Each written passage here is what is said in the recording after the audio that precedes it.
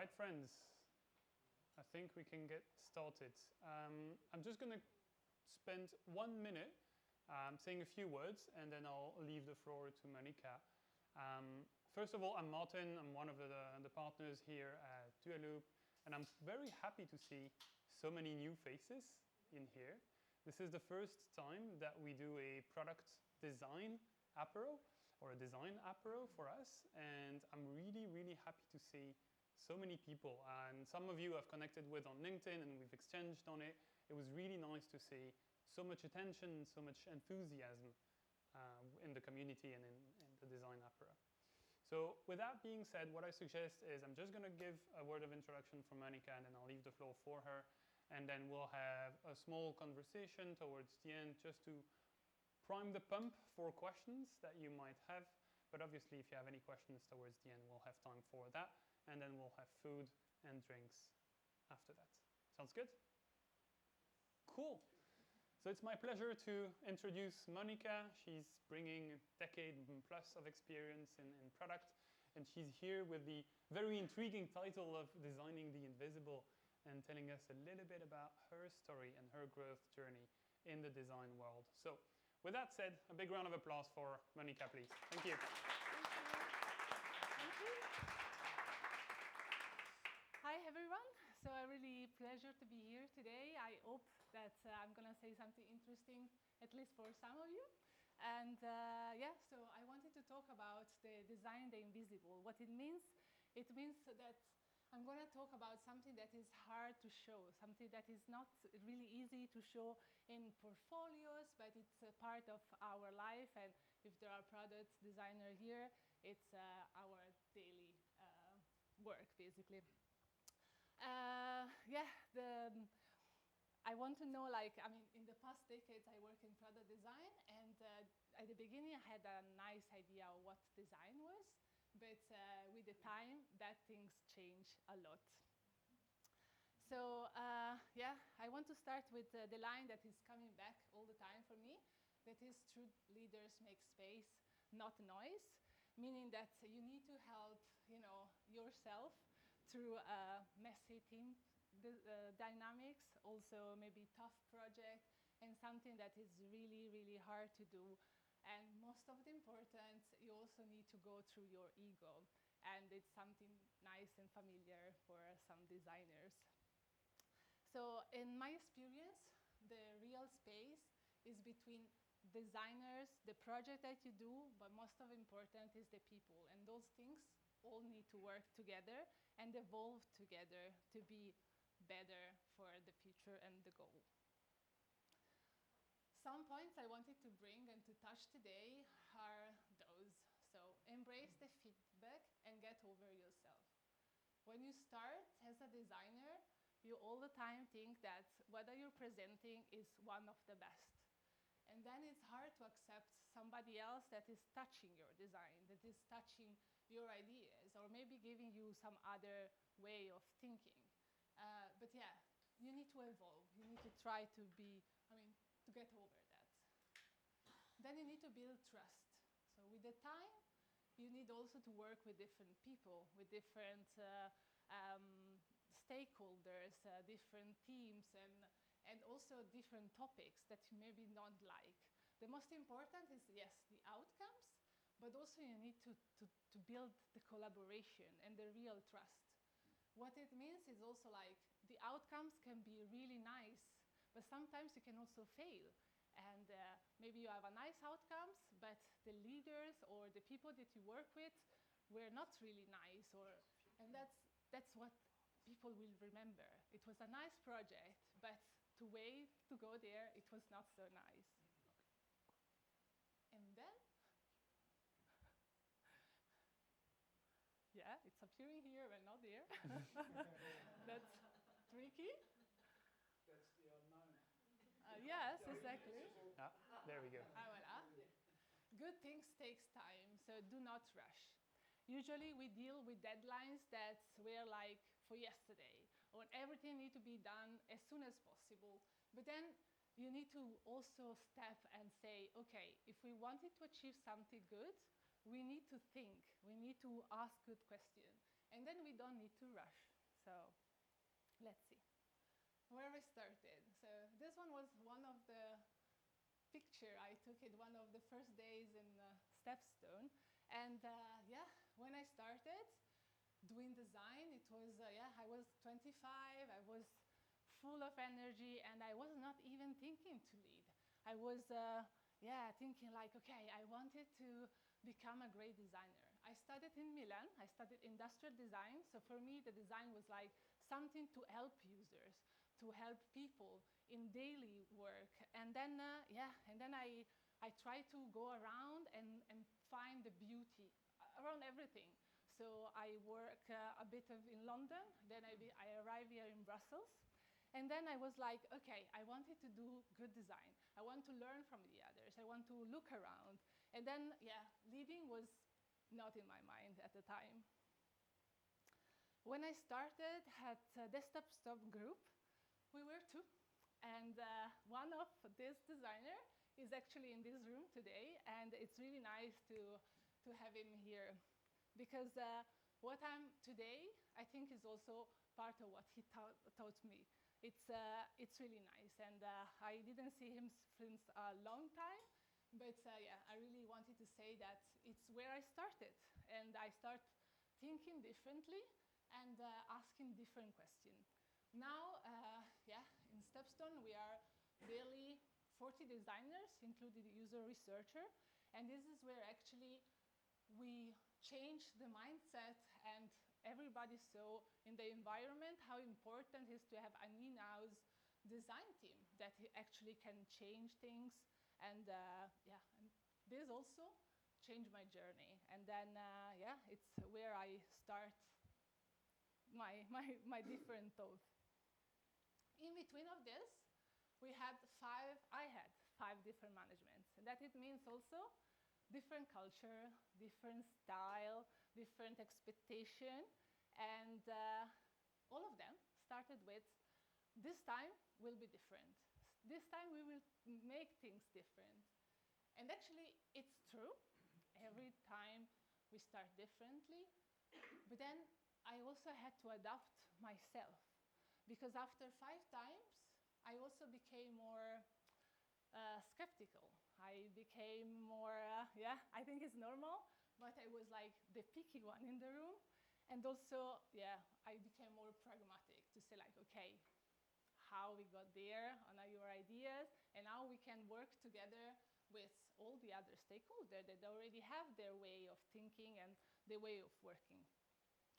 The things I learned not long time ago, it's just to try to not become the dinosaurs in the room, that you are stuck with the past and you are not able to evolve or to say like, okay, this project, it's really like in 3 years' time or whatever, but then I'm gonna embrace it. I'm gonna accept the challenge and the changes.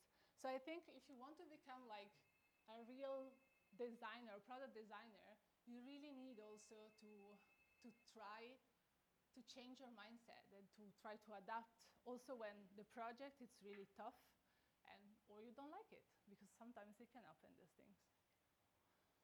Okay, so I think most of you, not a nice picture on this screen, know this man. And is from where I became, this is what actually design meant for me. It was like about beauty and function. And I think everybody knows his product, or at least they saw it once in life. So it was a solving problem. What we know from design and in industrial design, we know that in the 80s we have the boom of things that was useful for people. And now it's more like, okay, I make something really nice, really amazing, but nobody's using. Maybe they keep it there. And then it can happen also for product design. We have a super nice application, we have a super nice project, but nobody will use it. So where is the important things? So at some point I realized that it's not just what we make, but it's about how we get there, about the influence we can give to people. And so it can be not perfect, but it's important for some people to use it. It may be the process is hard, but then it's more important than the final result, because this final result you can usually adapt once you know your users, when you know what is going to happen. So that it's important about people and not control. And this is also for your team. You can lead one person, we can lead 100, but the important is like, do you know who they are? Do you know actually, do you care about those? So the important thing is like, care about your journey, care about your people, and then also don't be scared to step in to talk about your project, any of this. So I learned that good design is intentional and humbled and human. So I was thinking, why also leading cannot be like this? I don't think it's any different than create a great design. We need to lead with intention, humility, and care. So we need to actually have empathy and trust. You need to create trust with your team. So over the years, how I felt the different style of leadership and how I work with different people around the world. StepStone has different offices around, and it's different way of talking. When I arrived in Belgium, my first colleagues were more direct to me, and I was like, oh my God, this is like crazy. And then I say like, okay, I need to adapt. I need to be like, okay, I need to care and be more human. So I think like we need to remember what is more important. And as I said before, I remember more the people that care about how we were working together more than the big success of the project. So along the way, though, I had to, break something. So my need to be right. So when you are a designer, you tend to have like, okay, this is the way, I'm right. And yeah, I need to convince everybody that this is what they have to buy. But yeah, maybe all the other people have the right to say what they think. And then I have the attachment to pixel perfect. I was really, really the person where every detail had to be correct. And some of you maybe knows about that. But most of the important, I had to break my ego to say like, okay, yeah, it's me, but I need to let it go. Sometimes it's coming back, by the way, but yeah, I'm trying to work on it. So the image I have all the time, it's about two kinds of people. And it's like we have a potter maker or sculptor in any of product environment. Can be a PM, can be a developer, can be stakeholders or designers. So one is like shaping from the inside. So it's like adding water and then remaking what they are doing and maybe throw everything away and start over again. The sculptor, though, is chiseling from the outside. So he already saw what he wanted to have, and every single thing he's doing is just for perfection and to reveal the vision. Those two people work together, and we have it there. So they have the same goal at the end. They want to have a better project. They want to create something useful. But then sometimes, they need to find a middle ground to work together.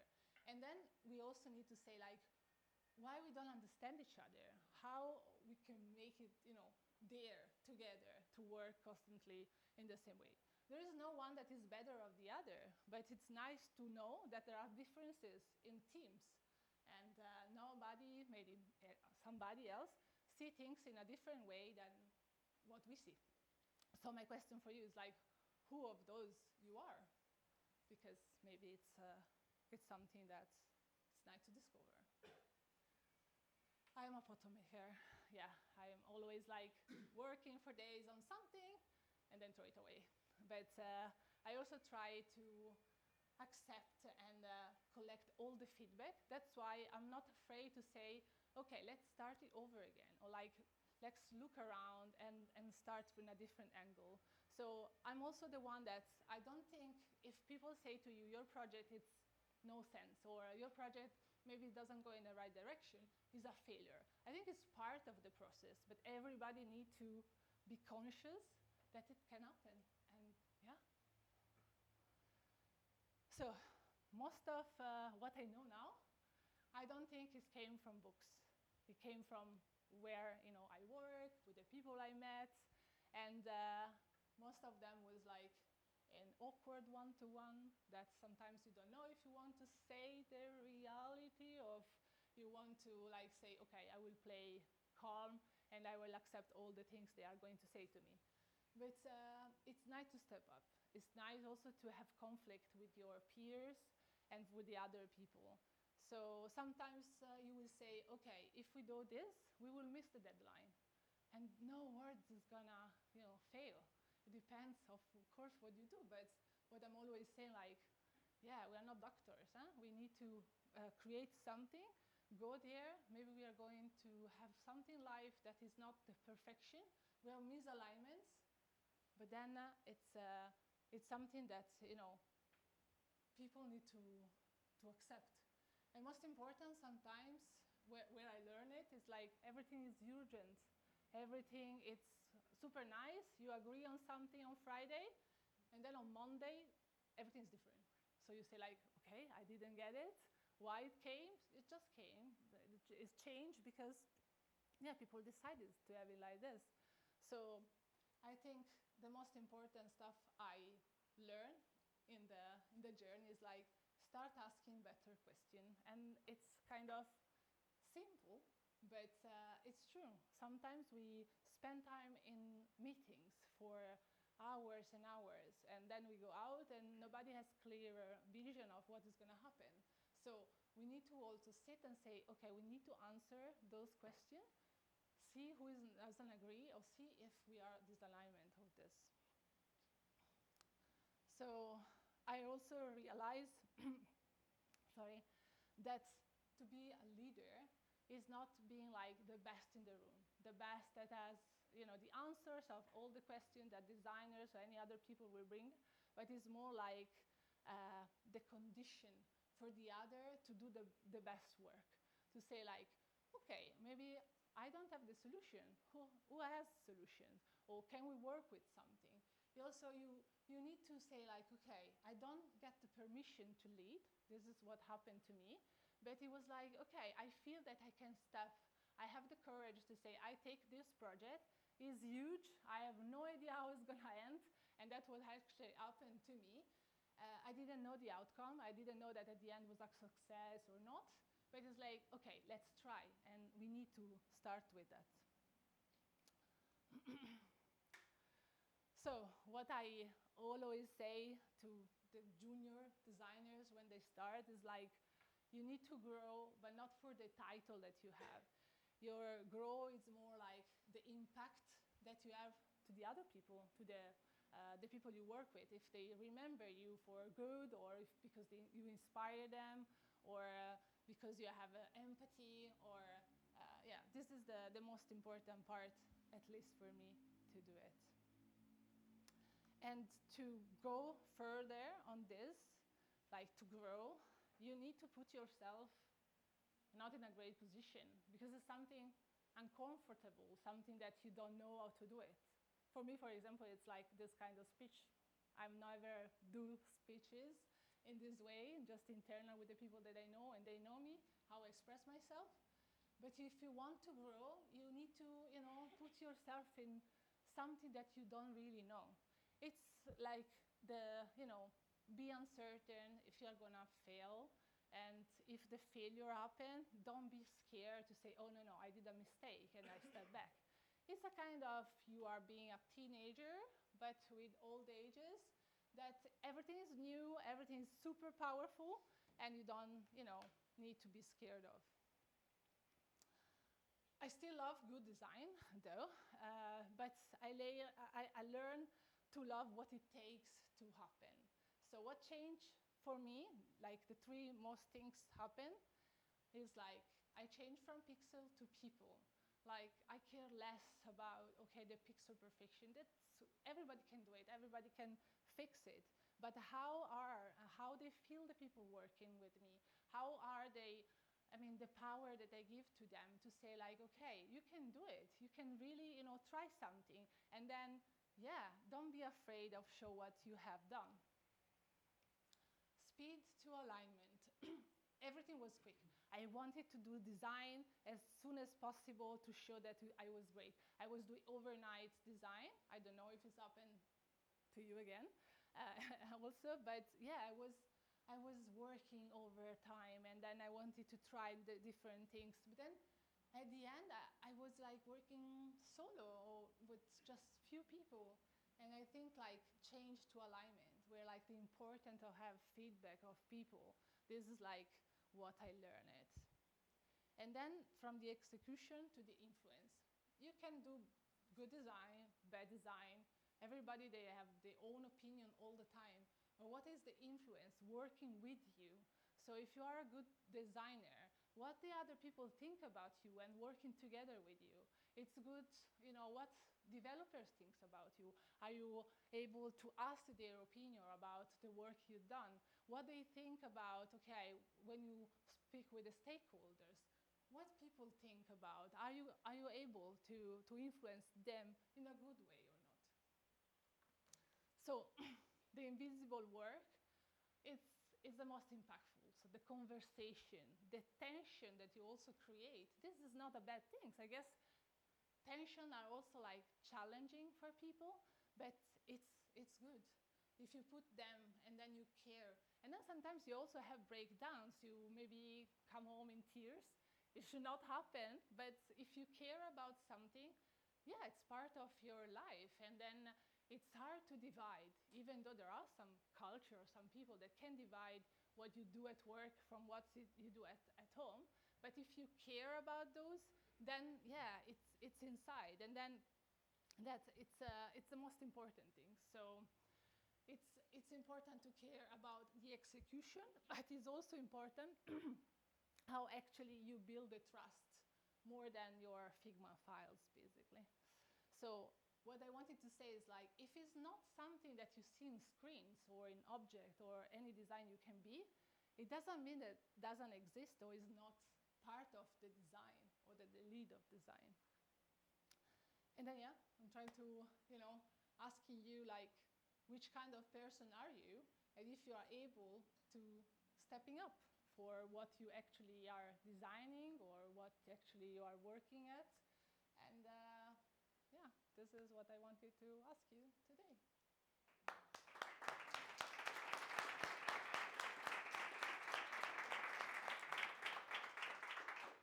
Thank you, Monica. We have seats. Amazing. First of all, thank you for growing with us and stepping outside of your comfort zone. Yeah, thanks. I enjoyed it. I do have a few questions for you, which I dutifully noted on my phone because my memory is like a goldfish. Yeah, I have the same. But the first one, I was wondering when you were talking a little bit about leading designers is, have you seen something that is maybe specific to leading designers, which you could contrast with leading more engineering profiles or product people?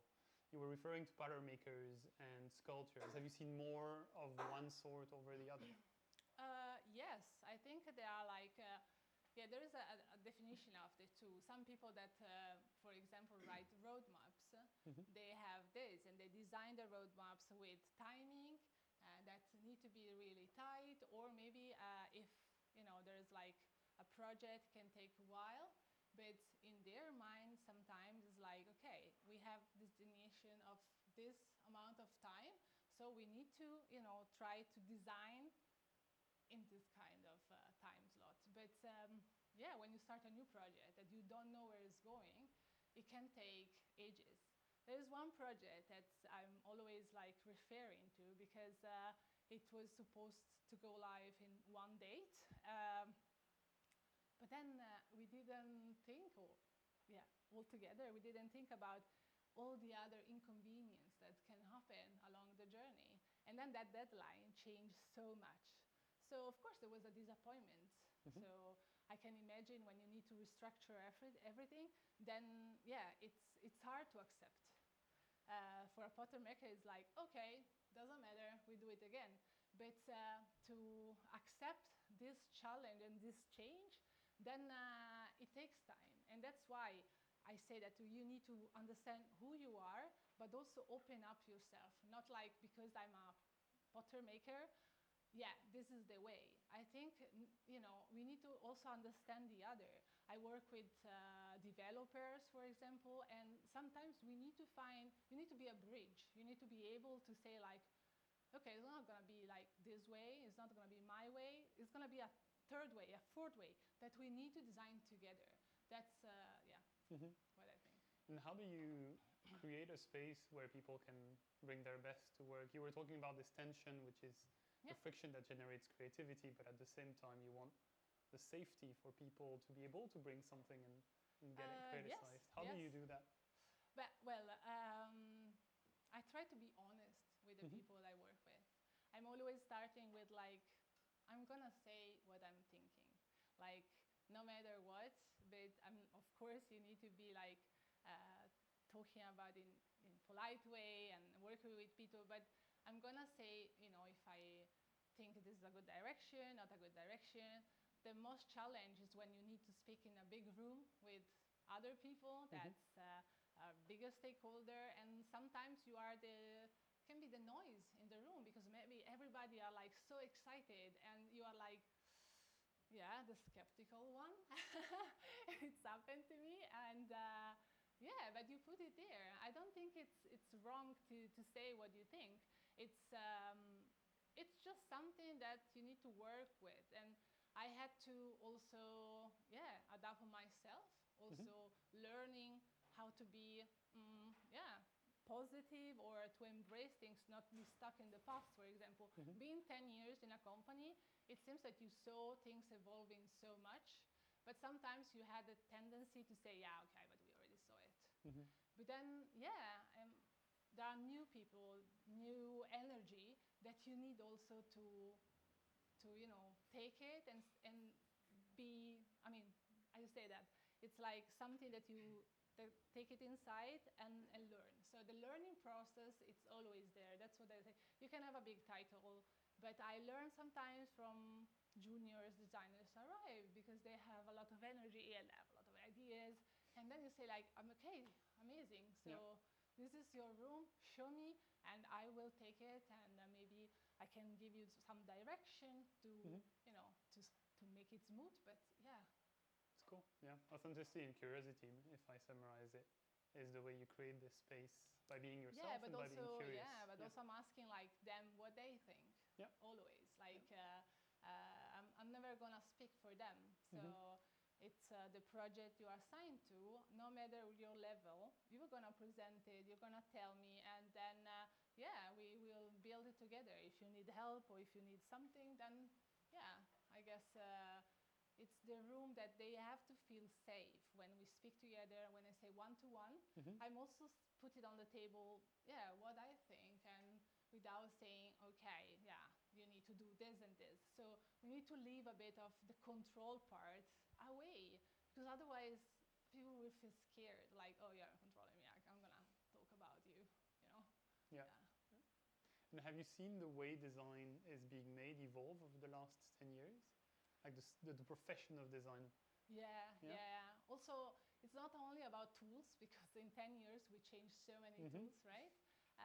But also the way of people thinking.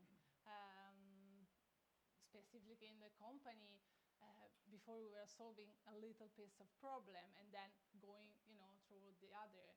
Now it's more like we need to solve a generic problem, and every piece is touched other stuff, so we cannot work in silos, something that also we had in the past. I guess everybody faced it, but it's more like, my team is working with somebody else, and maybe somebody else already had another idea. So no matter where those ideas coming from, we need to try to collaborate and accept those, because before it was not like that. Cool, thank you. Do we have questions for Monica? Go for it. First one who raised. All right. You talked a lot about giving empathy and gaining trust. What are some challenges that you faced in that domain, and how did you overcome them? So usually usually design, the design team in general need to build a trust, because people think about design like, okay, show me that with a better design we are going to earn more or have more impact. When you do that, or when you design something and you don't show that actually there's any difference, that is where your trust sometimes is like, okay, do we really need like a team, or do we challenge, or we call ask external? I don't know, I was before, but the trust is like piece by piece. It's like, you gain by doing a bigger project, something that maybe doesn't even go live, but something that it's opening your mind to say how your future can be. Can be in 5 years, 10 years, but then this is where the trust it's gained. And then if you have everything, then piece by piece you can change stuff. But then I guess you need to respect also other work. Designer are not better than somebody else in the company. We are just part of it, and everybody, we are working to go through the same goal. So yeah, I think it's also part of ego to say like, okay, let's talk together and find a balance. So this is where I learn it. Thanks. You talked about asking better questions. Yeah. Asking the right questions, maybe. And I don't know.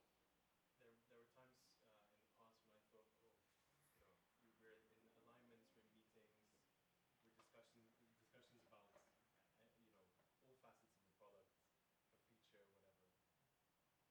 And in that moment, you're so invested in the discussion that it's so hard to find the right questions. So it's only afterwards where you think, shit, I should have asked that question.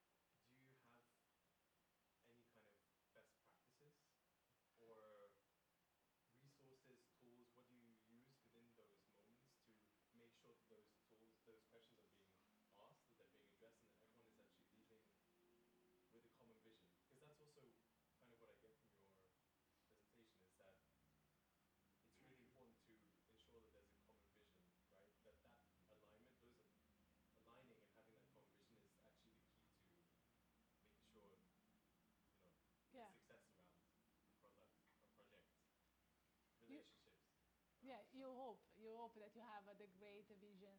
What I learned, it's more like when we are sitting in meetings, you think you have an alignment, but as soon that's why design sometimes is helping, because when you put down things, people realize, oh, this is what I meant, but it's not what I wanted, or this is like not what I thought you were designing, and this is what is happening most of the time. So that's why I think also sketching, or put other people to sketch what they think or what they have in mind, it's important. To ask the best question, I don't have any best practice, but it's more like understanding where you're coming from, why there are those requests, and what we are trying to solve. So the why question is always there, but sometimes the answer is more about, okay, we are doing this, but it's not because we are solving this problem, it's because we wanted to achieve at the end something specific, and it's the only way to achieve it there. So I think sometimes it's, as you said, it's hard to ask the best question, but if you think first, you need to think backward to say like, okay, why those people arrive there with this request? Is this the right request? Is this really what they need to have? Or it's something that they wanted just because they wanted to solve it at the end? So yeah, maybe start to think if it's really needed. Do we have more questions in the room? Go for it. So you talked about shifting from execution to influence. Can you tell us more about how you navigated through that? What are the signals that showed you were going from execution to influence, and how did that also affect the execution part? Like, what's the cycle looking like?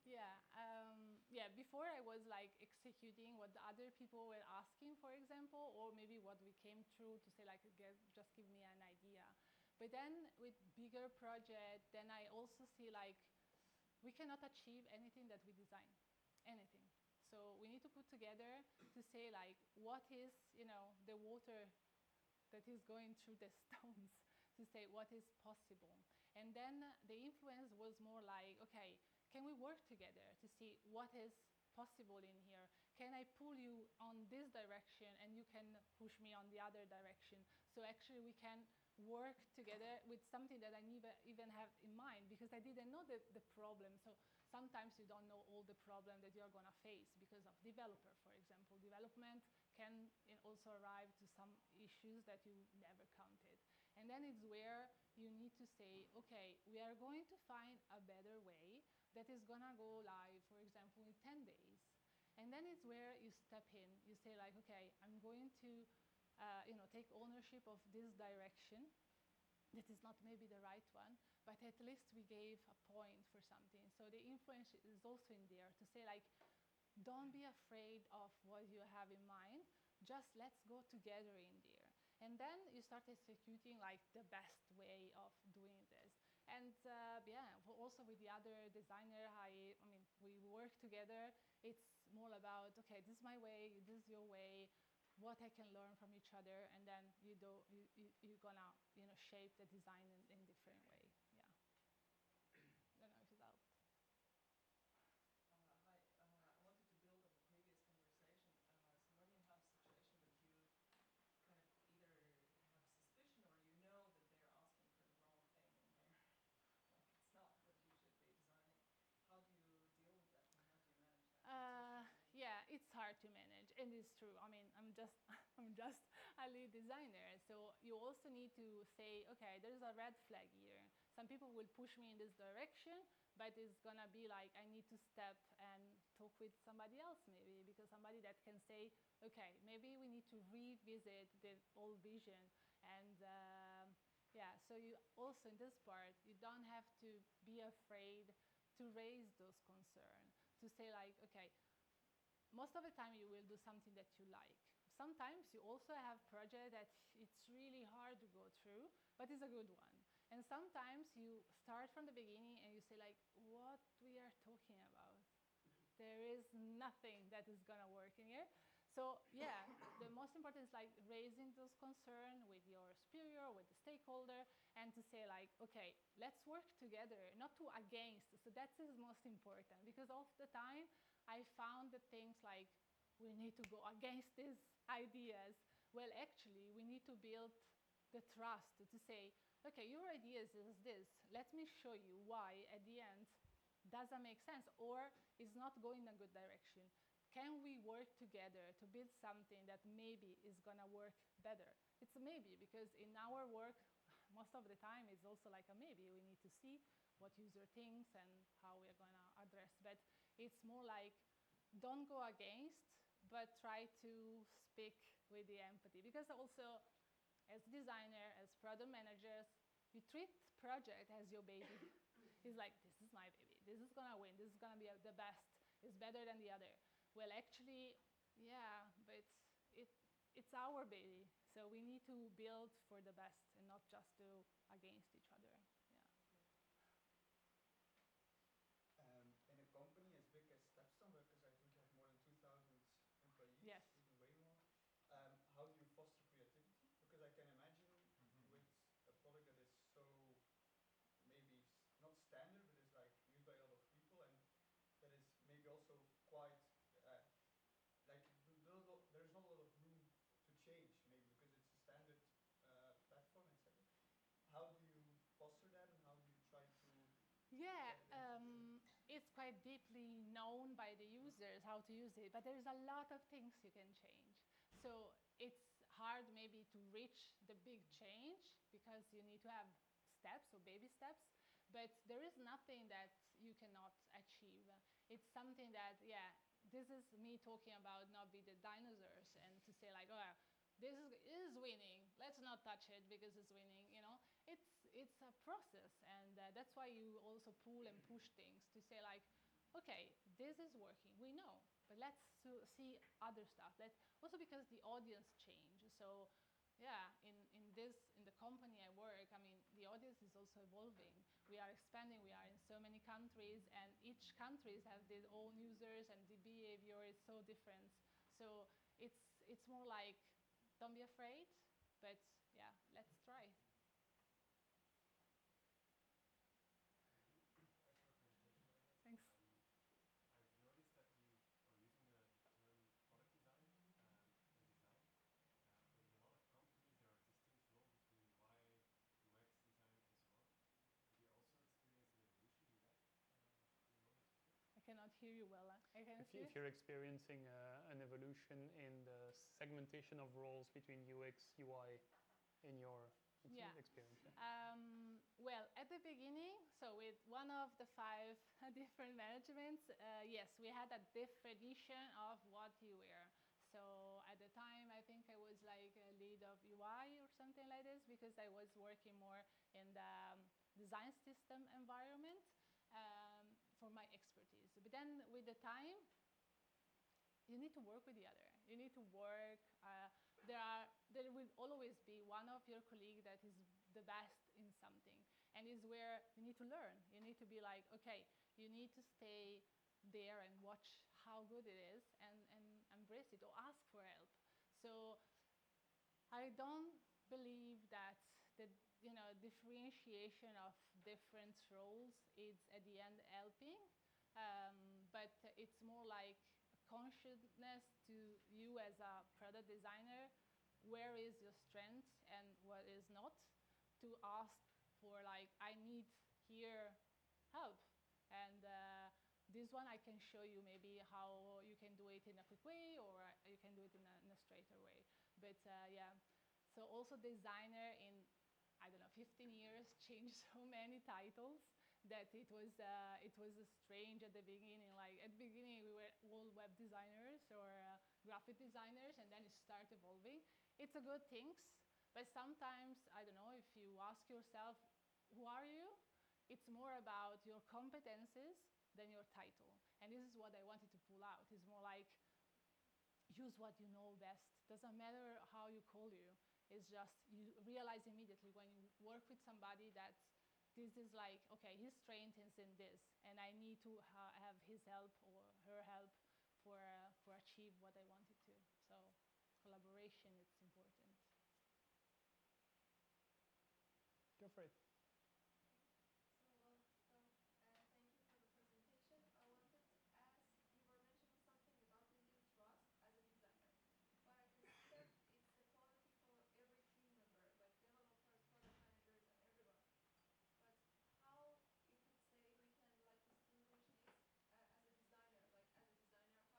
show it up specifically different in other team members? Everybody needs to test things you are designing. So the trust is also not about being, okay, I'm the best designer because I'm designing the best button ever or whatever.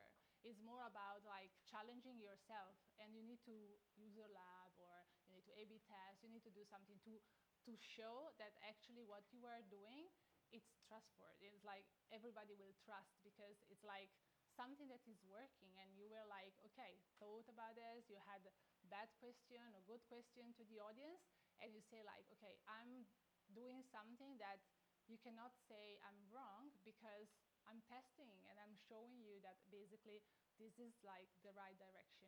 So most important is like feedbacks with the other people, but also like the test that you need to do and to run to prove it. Go for it. You've come to a point in your career where you can have impact as lead designer. What is the thing in your job as in StepStone where you're most passionate about, or where you're currently working on that?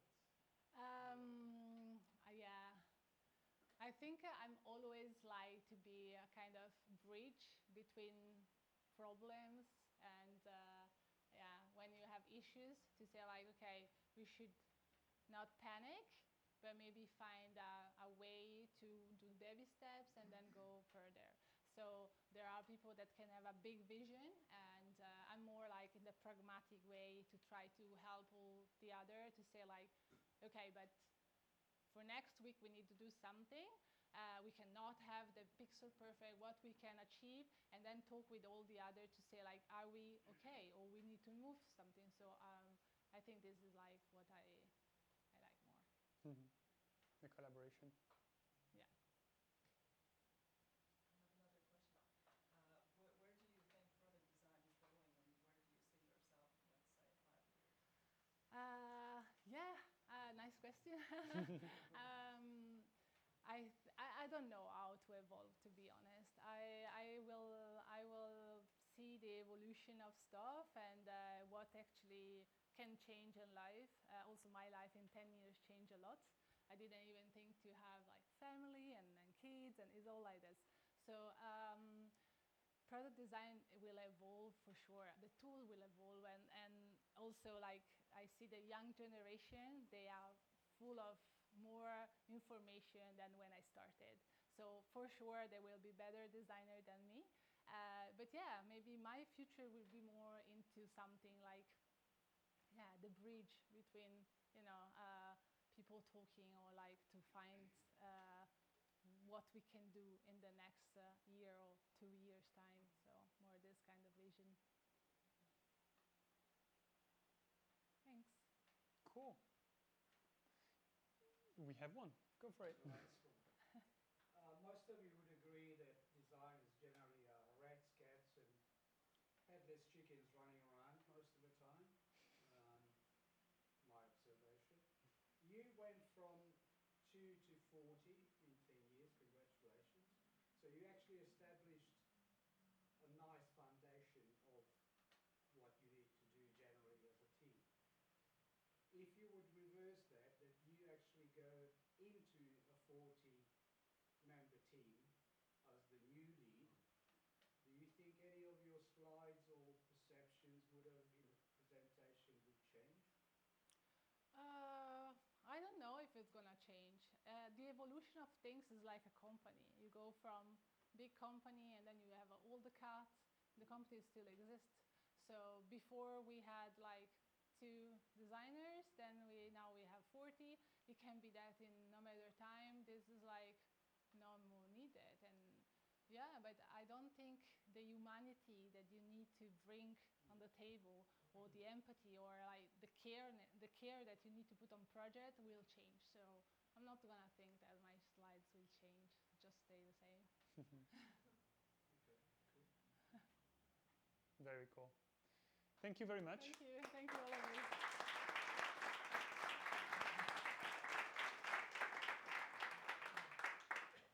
So we have food coming in about 5 to 10 minutes. In the meantime, maybe 15 minutes. In the meantime, I definitely welcome you to just mingle around, have a chat, network, and there are drinks there. There's more coming if needed from the kitchen. Thank you all for joining us. One thing I forgot, thank you, Roja, I saw your face, is to talk about this, which is we're organizing a training online on the